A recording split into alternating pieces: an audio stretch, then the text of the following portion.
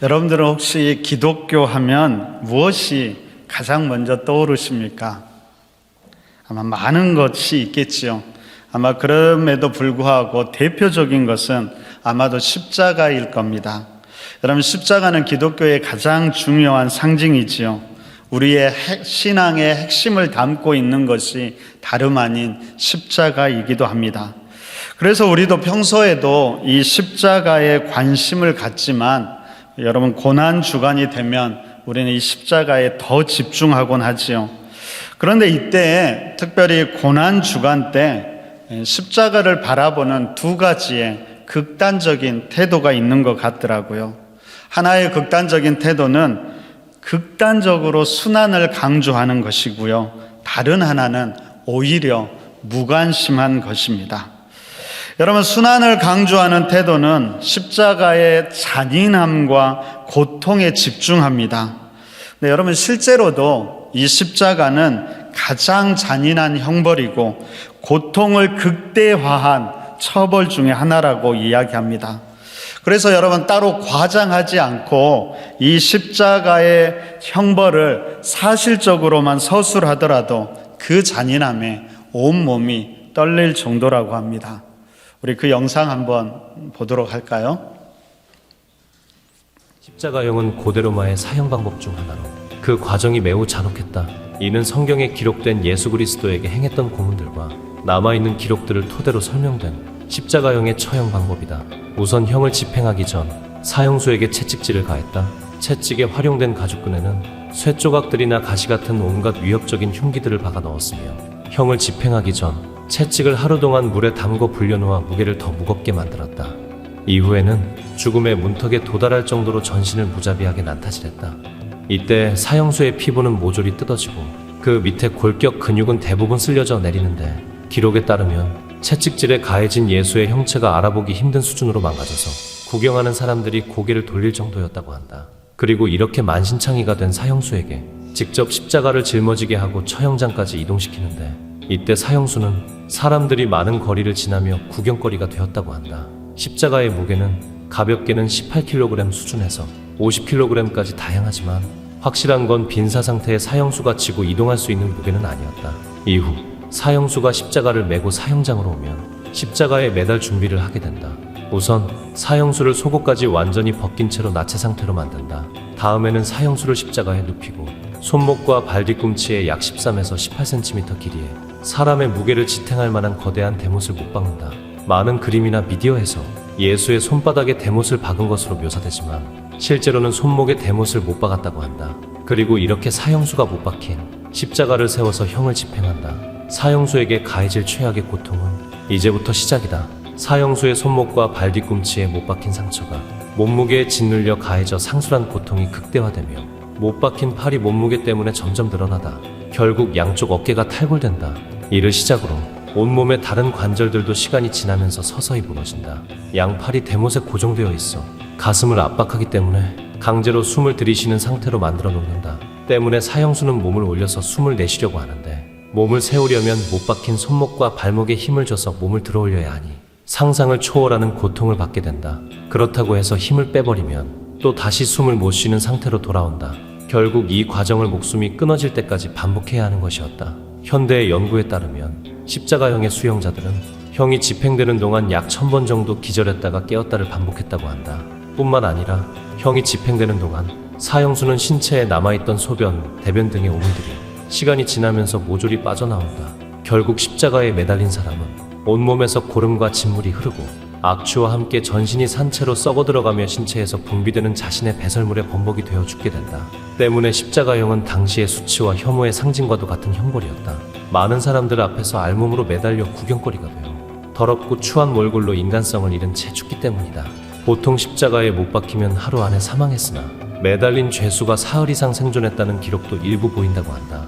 집행을 위해 참석한 로마의 경비병들은 사형수가 사망한 후에야 현장을 떠날 수 있었기 때문에 사형수의 다리를 고의적으로 부러뜨리거나 심장에 창을 찔러 상처를 입히는 등 죽음을 앞당기는 경우가 많았다고 한다. 십자가형은 처형한 자를 대부분 매장하지 않는다는 사실 때문에 더욱 잔인하게 평가되고 있다.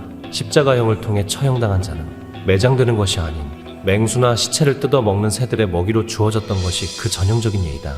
이처럼 십자가형은 처형당하는 당사자에게 엄청난 고통과 함께 완전한 굴욕과 수치를 가져다 주었다고 한다. 이러한 혐오스러움으로 인해 로마에서는 시민이나 시민권자가 아니라도 자유민으로 인정된 사람, 그리고 해방로에는 십자가형을 적용받지 않도록 규정되어 있었다고 한다. 십자가형은 당시 극악무도한 범죄자들이나 인간 사회의 밑바닥의 노예들에게 처리하는 형벌로 인식되었고, 이 같은 관습은 형벌을 당할 때 죄인의 수치스러움을 증가시켰다고 한다. 제가 이 영상을 고른 것은 그냥 어떤 감정적인 게 아니라 사실 그대로 나열한 건데, 그럼에도 불구하고 우리는 이 십자가형의 그 아픔이 다가오는 것 같습니다. 여러분, 기독교는 예수님께서 십자가에 못 박힌 이 한 주간을 고난주간 또는 순환주간이라고 부릅니다. 근데 원래 이름은 그렇지 않았다라고 해요. 원래의 공식적인 명칭은 대주간, 그래서 Great Week인데 하나의 큰 일주일이라는 이름을 갖고 있습니다. 여러분, 여기에는 십자가 사건만 있는 것이 아니라 예루살렘 입성을 시작해서 월요일에는 성전을 청결하게 하셨고, 화요일에는 감람산 설교도 하셨고, 수요일에는 침묵하며 휴식하셨고, 목요일에는 제자들과 마지막 만찬을 나누시고 겟세마네에서 기도도 하십니다. 그리고 금요일에 십자가를 지셨고, 토요일에는 무덤에 계셨지요. 그리고 마지막 주일은 찬란한 부활로 끝을 맺습니다. 여러분, 이렇게 보면 십자가만 이 한 주간에 중요한 것이 아니라 모든 행적, 예수님의 일주일의 전체 행적을 중요하게 여겼다라는 것을 알게 됩니다. 심지어 십자가를 지셨던 금요일도 원래 이름은 굿 프라이데이라고 부릅니다. 그러니까 인간의 죄를 대신해서 십자가를 지신 슬픈 날이지만, 교회는 십자가의 고통보다도 인간 편에서 누리는 구원의 기쁨에 초점을 맞추고 있다라는 것입니다. 그런데 지금은 이렇게 부르지 않지요. 우리는 이 한 주간을 고난주간, 순환주간이라고 부르면서 온통 예수님의 십자가 고난에 집중하곤 합니다. 여러분, 물론 예수님의 십자가 고난을 묵상하는 것 너무나 중요하고요. 그 아픔에 동참하는 것 너무나 의미 있는 일이고, 우리가 반드시 이 한 주간에 가져야 할 감정일 것입니다. 그렇지만 문제는 예수님이 고난당하신 참된 의미에 집중해야 하는데, 그것은 사라지고 고난만 집중해서는 안 된다라는 것이죠. 여러분, 만약에 고난만 집중하다 보면 교회는 감동을 주기 위해서 점점 더 강한 자극을 주려고 하기도 합니다. 그래서 한때는 패션 오브 크라이스트 그 영화처럼 순환과 고난을 극단적으로 강조하기도 하지요. 여러분, 그런데 그러다 보면 때로는 이것이 부정적인 감정을 만들어내기도 합니다. 여러분, 마치 자녀들을 위해서 자신의 모든 것을 희생한 부모가 해마다 아니면 계속해서 이렇게 말한다고 생각해 보십시오. 내가 너를 위해서 얼마나 고생하고 희생하는지 알기나 해? 먹고 싶은 것도 제대로 못 먹고 하고 싶은 일도 못하면서 이 고생을 하는데 네가 그것도 몰라주고 어떻게 그럴 수 있어? 이런 이야기 한다면 우리는 어떨까요? 물론 처음에는 죄송스러운 마음을 가질 겁니다. 하지만 그것이 계속해서 반복되다 보면 때로는 그런 말들이 폭력처럼 다가오기도 하지요. 그래서 오히려 거부감을 갖게 하거나 우리를 무감각하게 만들기도 합니다. 여러분, 물론 그러면 안 되지요. 그렇지만 우리 안에 있는 이 죄성이 나도 모르게 우리를 그렇게 만들어 간다라는 것입니다. 여러분들은 올해 고난주간을 어떻게 맞이하려고 하고 계십니까? 예수 그리스도의 십자가, 거기에서 당한 주님의 희생과 고통이 감격으로 다가오십니까? 아니면 그 고통에만 집중하려고 하십니까? 그것도 아니면 밖에 벚꽃이 얼마나 화려한데 왠지 꽃구경도 제대로 못하게 하는 부담스러운 절기로 맞이하십니까? 그래서 또 한편으로는 그렇게 생각하죠. 또 고난주간이구나. 어쩔 수 없이 몇 가지 절제를 하기는 하지만 별로 감흥 없이 무감각하게 평소와 다름없이 보내기도 합니다. 여러분, 우리는 이 두 양극단에서 어떻게 해야 할까요? 어떻게 해야 이 소중한 절기를 새로운 마음으로 소중하게 맞이할 수 있을까요? 여러분, 그것은 새로운 시선으로 십자가를 바라보는 것이죠. 여러분, 그 새로운 시선이란 물론 여러 가지가 있을 겁니다. 그렇지만 올해는 우리가 함께 하고 싶은 것은 바로 그 십자가를 선물로 바라보는 것입니다. 여러분, 물론 예수님의 순환 자체를 우리가 잊어서는 안 될 것입니다. 우리가 당해야 할 죄의 고통을 예수님께서 친히 십자가에서 감당해 주셨지요. 우리 대신 고통당하시고 죽으신 그 자체도 너무나 놀랍고 감사한 것입니다. 그럼에도 불구하고 여러분, 이 십자가에는 단지 고통과 아픔만 있는 것은 아닙니다. 다시 말하면 이 고통과 아픔이 어떤 면에서 중요하기는 하지만 십자가의 본질은 아니라는 것이죠. 여러분, 십자가의 본질은 그 고통과 아픔이라는 포장지에 쌓여 있는 선물들입니다. 그 선물들을 찾아보고 그 의미를 찾아보는 것이 너무나 중요합니다. 올해 고난주간은 그렇게 우리가 함께 십자가를 바라보면서 우리를 향한 하나님의 선물들을 찾아볼 수 있기를 바랍니다. 근데 여러분, 이것을 위해서는 우리가 먼저 알아야 할 것이 있는데 그것은 바로 하나님은 선물 주기를 좋아하시는 분이라는 사실입니다. 선물을 주는 것을 너무나 기뻐하세요.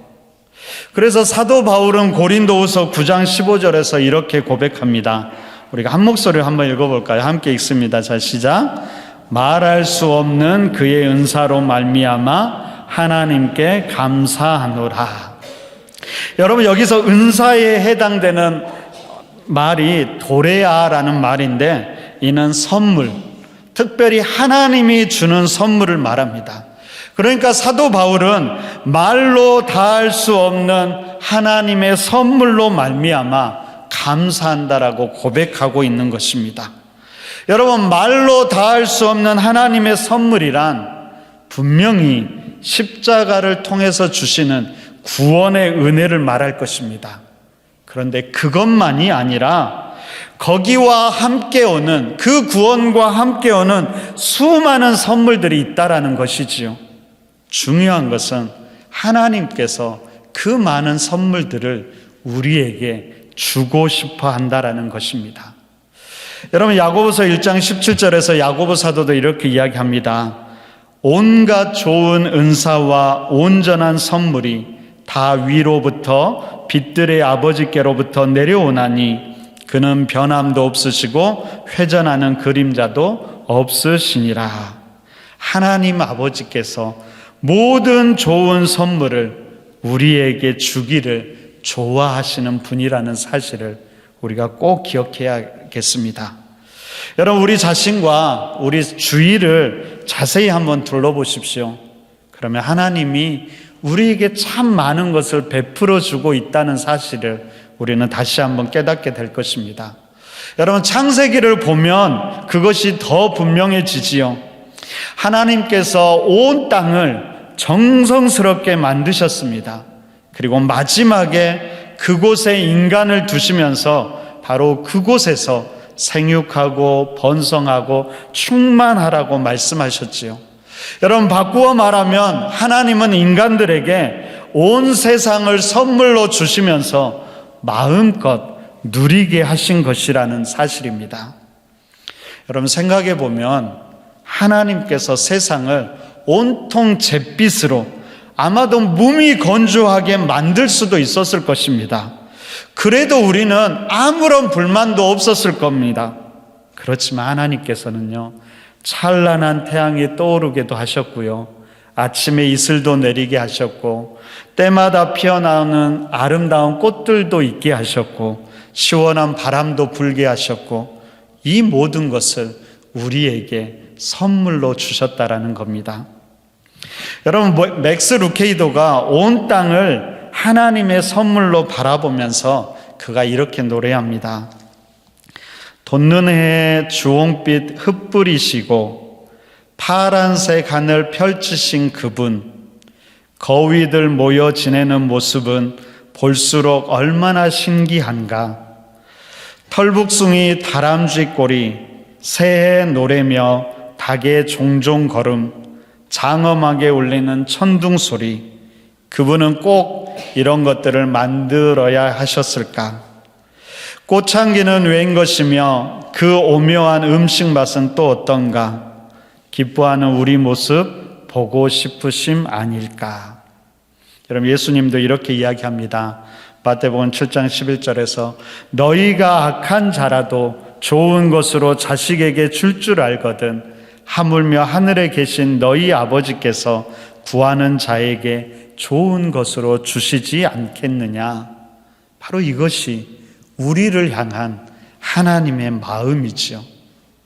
여러분, 인간들 또한 이런 하나님을 닮아서 원래는 선물 주기를 좋아한다라고 합니다.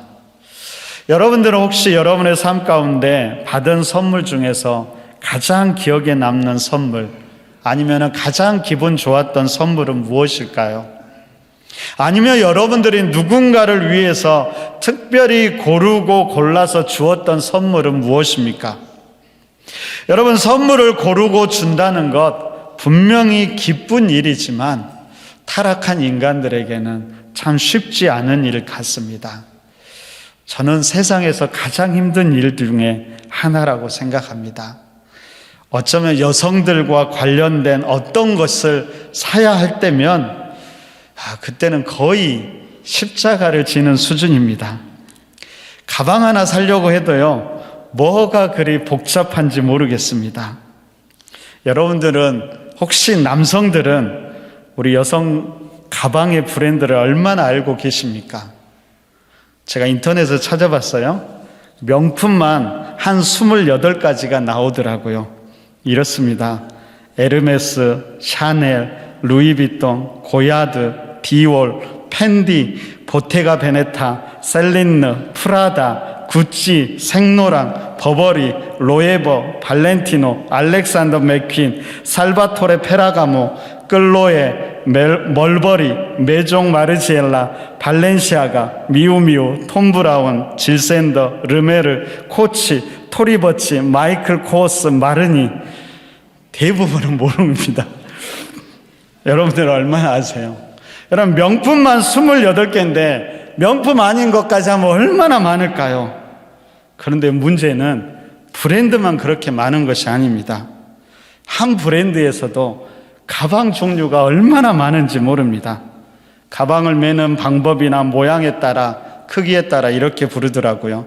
토트백, 숄더백, 크로스백, 캘리백, 백팩, 클러치백, 이브닝백, 드로스트링백, 더플백, 쇼퍼백, 보스턴백, 버킷백, 바게트백, 호버백, 체인백. 아직도 엄청 많이 남았습니다. 남자들은 색깔만 다르면 되지 하나 고르다가 결국에는 포기해 버리지요. 저도 뭐 하나 사볼까 하다가 포기한 적이 많습니다. 그리고 나중에 후회하곤 하지요.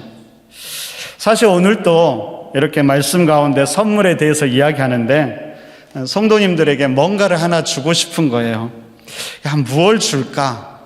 사람들이 1부, 2부 다 하면 많은데 레모나 하나씩이라도 줄까? 그랬더니 아내가 레모나를 주면 도대체 어떻게 되겠냐고 뭔가 의미 있는 걸 줘야 된다고 합니다. 그래서 밤새 고민하다가 결국에는 또 포기하고 말았습니다. 여러분, 누군가를 위해 생각하면서 선물을 고른다는 것, 선택 장애가 있는 저 같은 사람에게는 너무 어렵습니다. 그래도 제가 마음 먹기를 다 다음 주 부활절에 다시 한번 시도해 보려고 합니다. 제가 안 되면은 사탕 하나라도 여러분들에게 꼭 나눠드리도록 하겠습니다.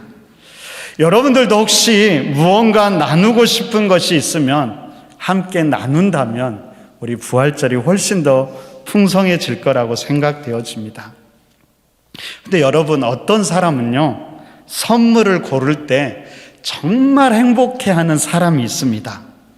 그 선물을 받을 상대방을 생각하면서 그에게 뭐가 필요할지 꼭 필요한 것을 찾고 상대방이 받았을 때 행복해하는 모습을 떠올리면서 그 수고를 기쁘게 감당합니다. 바로 그것이 하나님을 닮은 모습이라고 하더라고요. 그러니까 여러분, 선물 주기를 좋아하는 사람은요, 훨씬 더 하나님을 닮아가는 사람입니다. 반대로 선물 주기를 귀찮아하는 사람은 아직도 죄의 영향력 속에서 더 성화되어야 하는 사람이라는 사실을 우리가 서로 깨달아야 될 것 같습니다. 여러분들이, 우리 길가의 교회 모든 성도님들은 주기를 기뻐했으면 좋겠습니다. 하나님이 그렇다라는 거예요. 여러분, 하나님께서 우리에게 주신 최고의 선물은 무엇일까요? 물론 예수님 자체입니다. 하나님은 우리에게 예수님을 선물로 주셨습니다. 하지만 그 중에서도 최고의 선물은 바로 십자가입니다. 그런데 여러분, 이 십자가는 참 아이러니합니다. 어떻게 보면 이 십자가는 창세기부터 하나님께 도전해온 사탄의 비밀 무기이기도 했습니다. 그는 하나님의 아들 예수님을 십자가에 못 박음으로 자신의 승리를 확신했을 것입니다. 이것이 결정타라고 생각하면서 내가 이겼다, 내가 승리자이고 통치자다, 그렇게 외치고 싶었을 것입니다. 그런데 이것조차도 하나님께서 허락하지 않으시면 불가능한 일이라는 걸 우리는 알아야 합니다. 여러분, 다시 말하면 그 십자가는 하나님이 선택하신 방법이었고, 하나님은 그 십자가에 수많은 선물들을 감추어 놓았다라는 것이죠. 요즘 우리가 새벽에 계속해서 누가복음을 묵상하고 있습니다. 여러분, 복음서를 묵상하면서 알게 되는 것은 예수님의 인생과 삶 전체가 그 십자가를 향하고 있다는 것이지요. 예수님 또한 그 십자가에 수많은 하나님의 선물이 담겨 있다라는 것을 잘 알았습니다. 그렇기에 그것이 고통이지만, 피하라고 했으면 충분히 피했을 수도 있지만, 예수님께서는 아버지 원대로 하옵소서 그렇게 기도하면서 그 길을 묵묵히 걸어가신 것입니다. 여러분, 단지 구원만을 위한 것이 아니었습니다. 우리의 구원을 위한 것이라면 단지 예수님 피만 필요했던 것이죠. 그분의 피가 우리의 모든 죄를 속하시고 우리를 구원합니다. 그런데 그분은 그것만 우리에게 주신 것이 아니라 더 많은 것을 우리에게 주고 싶었던 것입니다.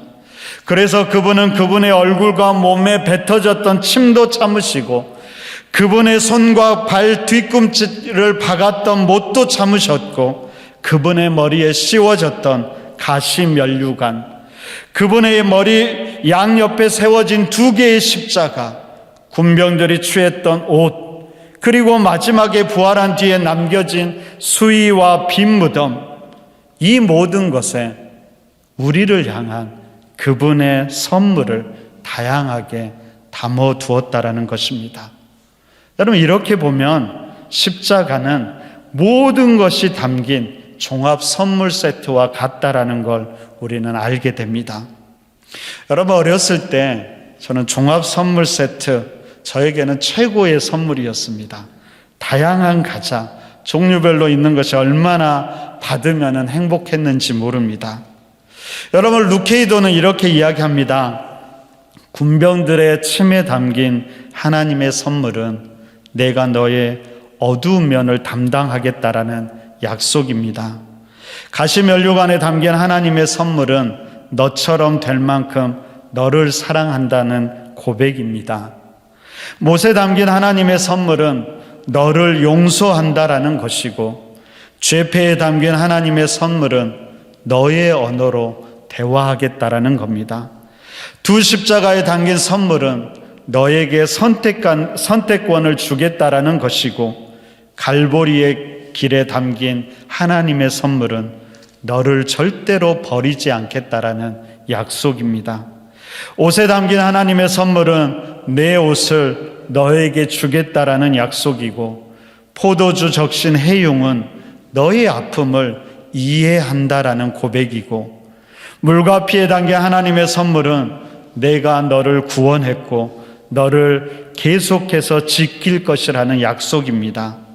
수위에 담긴 하나님의 선물은 너의 비극을 승리로 바꾸어 준다라는 약속이고, 마지막 빈 무덤에 담긴 하나님의 선물은 나는 승리했고 너도 승리할 것이라는 약속입니다. 여러분, 이번 한 주간 우리가 특별 새벽 기도를 통해서 이 선물들을 묵상해 보려고 합니다. 여러분, 함께 그것들을 하나하나를 살펴보면서 여러분, 처음인 것처럼, 늘 반복되는 것이 아니라 처음인 것처럼 설레임을 가지고 그 은혜의 선물들을 우리가 함께 풀어보았으면 좋겠습니다. 그리고 그 선물들에 손을 대고 잠시 멈춰 귀를 기울여 보면 어떨까요? 그 선물 하나하나에 우리를 향한 어떤 마음이 있는지를 들여다보고 느끼는 귀한 시간이 되기를 바랍니다. 여러분, 꼭 루케이도의 의견에 동조하지 않아도 괜찮습니다. 중요한 것은 십자가를 선물로 바라보고 그 안에 담긴 선물의 의미들을 우리가 다시 한번 찾아보자라는 것이죠. 무엇보다 중요한 것은 왜 이런 선물을 주셨는지 다시금 우리가 생각해 보는 것입니다. 여러분, 루케이도는 복잡한 신학이 아니라 자신의 경험을 담아서 하나님이 이 선물들을 주신 이유를 이렇게 이야기합니다. 한 번은 4살이던 딸 제나를 백화점에서 잃어버렸다.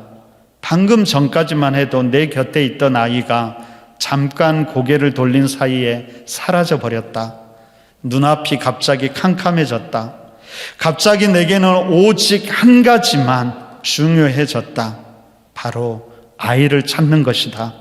쇼핑 따위는 완전히 잊어버렸다. 사야 할 목록 물건도 더 이상 내게 중요하지 않았다. 나는 큰 소리로 딸 아이의 이름을 불렀다. 남들이 뭐라고 생각하든 상관없다. 몇 분 동안 내 온몸의 에너지는 마지막 한 줌까지 하나의 목표에 집중되었다. 그것은 바로 잃은 아이를 찾는 일이었다. 결국 딸아이를 찾았다. 글쎄, 옷걸이 뒤에 숨어있지 뭔가. 부모는 아이를 찾기 위해서라면 어떤 대가도 아깝지 않고 어떤 노력도 힘들지 않다. 아이를 찾기 위해서라면 무슨 짓이라도 서슴지 않는다. 하나님도 그러신다. 잊지 말아라. 하나님의 가장 위대한 창조는 하늘에 걸어두신 별들이나 깊은 협곡들이 아니라 자녀를 다시 찾기 위한 하나님의 영원한 계획과 열심에 있다. 바로 우리가, 당신이 그 하나님의 자녀이다. 여러분, 하나님께서 이렇게 하신 단 하나의 이유는 바로 우리가 하나님의 자녀이기 때문입니다. 한번 따라해 볼까요? 나는 하나님의 사랑스러운 자녀입니다. 나는 하나님의 사랑스러운 자녀입니다. 여러분, 올해 고난주간은 우리가 십자가를 바라보면서 다시 한번 우리를 자녀 삼으신 그 사랑을 다시 한번 깊이 느낄 수 있기를 바랍니다. 더 나아가서 우리도 이 기간 동안 하나님을 본받아 소중한 이들에게 우리의 마음도 선물도 전해보면 어떨까요? 여러분, 소중한 사람들에게 명품 하나씩 사주면 참 좋겠지만 꼭 그렇지 못하더라도 우리가 정성스럽게 고르고 골라 그 마음을 표현해 보시기 바랍니다. 더 나아가서 아직 복음을 알지 못하고 받아들이지 않는 이들에게 영원한 생명이신 예수 그리스도를, 그분의 풍성한 십자가를 선물하는 그런 고난주간과 부활절이 되었으면 좋겠습니다. 그렇게 고난과 아픔 속에서도 풍성한 은혜와 사랑이 나누어지는 귀한 고난주간 한 주간이 되시기를 간절히 바랍니다. 기도하겠습니다. 하나님, 우리를 하나님의 자녀로 삼아주셨습니다. 그 은혜가 얼마나 소중한지, 단지 우리를 구원할 뿐만 아니라 십자가를 통해서 수많은 선물들, 우리의 연약함, 우리의 부끄러움, 우리의 모든 것들을 감당하기 원하신 하나님, 우리와 함께하기 원하시는 하나님, 그 놀라운 사랑을 풍성히 누리는 귀한 고난주간 한 주간이 되게 하여 주옵소서. 뿐만 아니라 그 사랑을 우리도 소중한 사람들에게 전하게 하여 주시고, 이 땅 가운데 아직도 주님을 알지 못하는, 그 십자가의 은혜를 누리지 못하는 이들에게도 복음을 전하고 생명을 전하는 귀한 한 주간의 삶이 되게 하여 주옵소서. 예수님 이름으로 축복하며 기도드립니다. 아멘.